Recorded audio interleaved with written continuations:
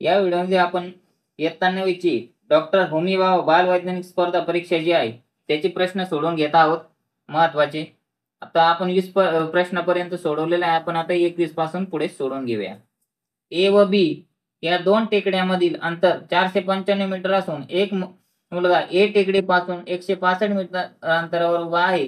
तेथे त्याने एकदा टाळी वाजवली. ध्वनींची हवेतील चाल 330 मीटर असल्यास 330 मीटर पर सेकंद असल्यास त्याला ऐकू येणाऱ्या प्रतिध्वनीच्या कालावधीतील फरक खालीलपैकी कोणता असेल?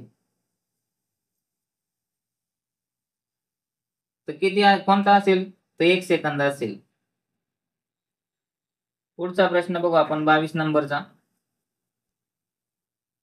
2 kg वस्तुमानाचा एक पदार्थ 980 जूल ऊर्जेने ऊर्ध्व दिशेला फेकला. गुरुत्वीय त्वरण 9.8 मीटर इन्व्हर्स असल्यास पुढीलपैकी कोणत्या उंचीवर त्या पदार्थाची गतिज ऊर्जा मूळच्या गतिज ऊर्जेच्या 50% निम्मी होईल? आता आपण पर्याय बघूया.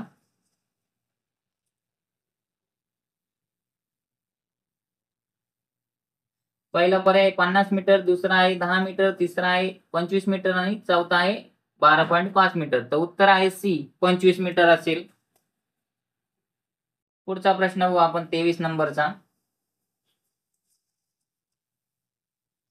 पदार्थाच्या रेषीय संवेग p स्थिर असताना त्याचा वेग v व त्याचे वस्तुमान मी m यांच्यातील खालीलपैकी कोणता आलेख अचूक आहे?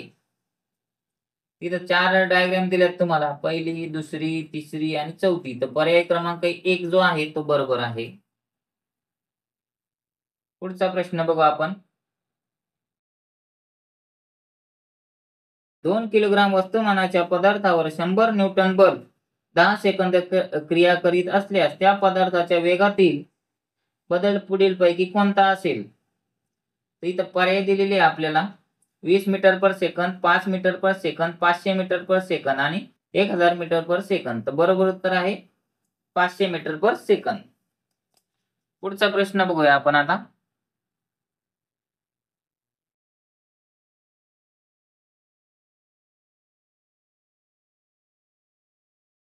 पदार्थाचे मुक्त पतन होत असताना त्याच्या कोणत्या राशीमध्ये बदल होत नाही? तर पहिला आहे संवेग, दुसरं वस्तुमान, तिसरं एकूण ऊर्जा, तिसरं स्थितीज ऊर्जा आणि गतिज ऊर्जा. तर पर्याय क्रमांक डी जो आहे हे त्याचं बरोबर उत्तर आहे. पर्याय क्रमांक डी मध्ये 2 आणि 3 वस्तुमान आणि एकूण ऊर्जा यामध्ये बदल होत नाही. पुढचा प्रश्न बघूया आपण.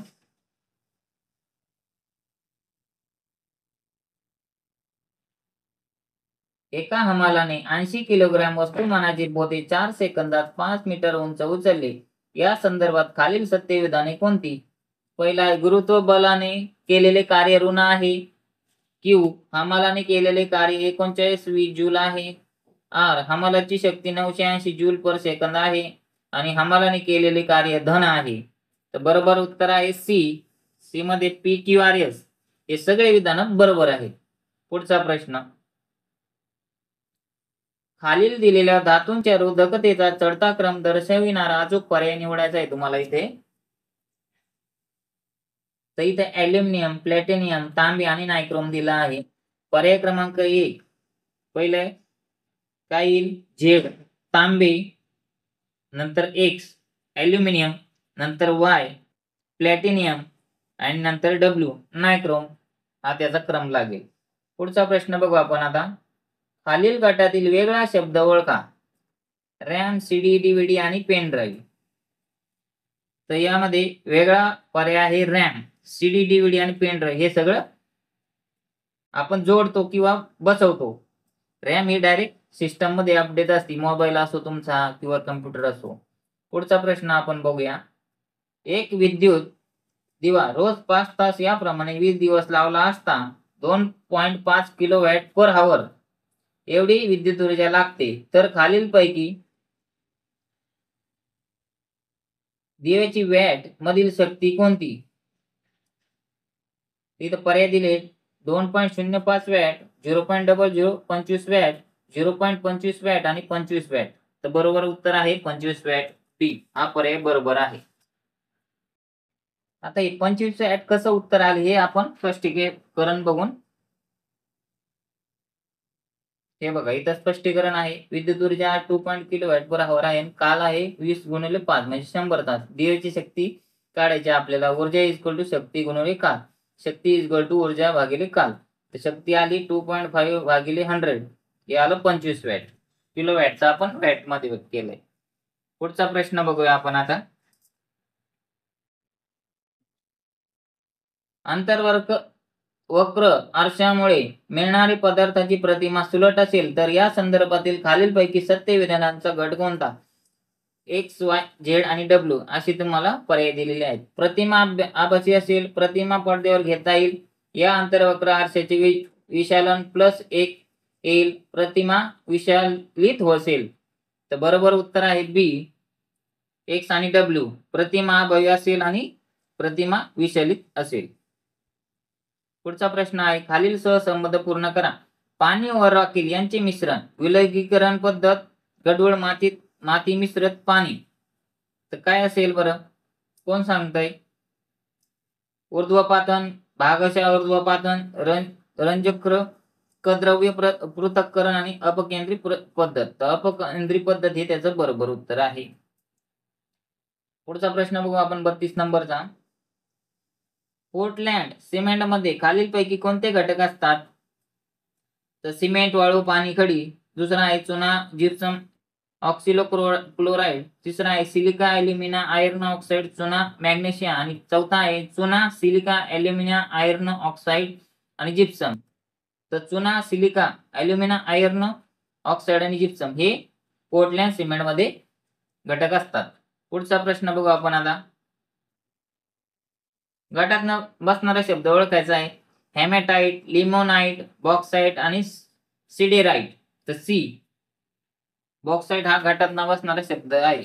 पुढचा प्रश्न बघू आपण 34 नंबरचा. खालीलपैकी कोणते वायू कमी दाबाच्या सोडियम वेपर दिव्यामध्ये भरले जातात? इथं दिलेले पर्याय तुम्हाला आर्गॉन, निऑन, नायट्रोजन आणि झेनॉन. तर आर्गॉन आणि निऑन हे असतात. पुढचा प्रश्न बघूया आपण. हे बघा सी हे उत्तर बरोबर आहे. 35 नंबरचा प्रश्न बघूया आपण आता. खालीलपैकी जटिल संयुगे कोणती? क्लोरोफिल, कार्बोदके, साधे मीठ, युरिया. दुसरा पर्याय आहे लाइमस्टोन, जीवनसत्व B12, सोडा आणि कापूर. तिसरं सी आहे potassium, ferrocyanide, platinum nitrate, chlorophyll, जीवनसत्व B12. आणि डी आहे कार्बोदके, प्रोटीन्स, क्लोरोफिल, जीवनसत्व B12. तर C, potassium, ferrocyanide, platinum nitrate, chlorophyll, जीवनसत्व B12 ही संयुगे जटिल आहेत. पुढचा प्रश्न. खालीलपैकी कोणत्या पद्धतीने धातूंचे क्षरण रोखले जाते? जस्त विलेपन, कथिलीकरण, धनाग्रीकरण, संमिश्रीकरण. तर पर्याय क्रमांक जो दिलेला आहे तर डी, वरील सर्व आहे. म्हणजे सगळं पाहिजे, करायला पाहिजे तरच क्षरण रोखले जाते. 37 नंबरचा प्रश्न. खालीलपैकी आम्लता नष्ट करणारा अल्कलाईन पदार्थ कोणता? Magnesium hydroxide, potassium hydroxide, calcium hydroxide आणि अमोनियम हायड्रोक्साईड. तर पहिला पर्याय बरोबर आहे मॅग्नेशियम हायड्रोक्साईड. पुढचा प्रश्न बघूया आपण. खालील दिलेल्या रासायनिक समीकरण संदर्भात कोणती विधाने चूक नाहीत? Citric acid plus sodium bicarbonate काय तयार होईल? कार्बन डायऑक्साईड आणि सोडियम सिट्रेट. इथं पर्याय दिलेले सदर अभिक्रिया उदासीनीकरण अभिक्रिया आहे. दुसरा आहे सोडियम सिट्रेटचे रासायनिक सूत्र रेणुसूत्र Na3C6H5O7 आहे. पुढचा आहे सोडियम सिट्रेट पाण्यामध्ये अद्रावणीय आहेत. सोडियम बायकार्बोनेटला सोडियम हायड्रोजन कार्बोनेट असेही म्हणतात. तर पर्याय क्रमांक ए हा बरोबर आहे. फर्स्ट, सेकंड आणि 4 विधान बरोबर आहे. फर्स्ट, सेकंड आणि 4. चला आता पुढचा प्रश्न बघूया आपण. खालीलपैकी कोणते ऑक्साईड निळसर हिरवी काच मिळवण्यासाठी काचेच्या मिश्रणात वापरतात? तर copper oxide, ferrous oxide, calcium oxide आणि मर्क्युरी ऑक्साईड.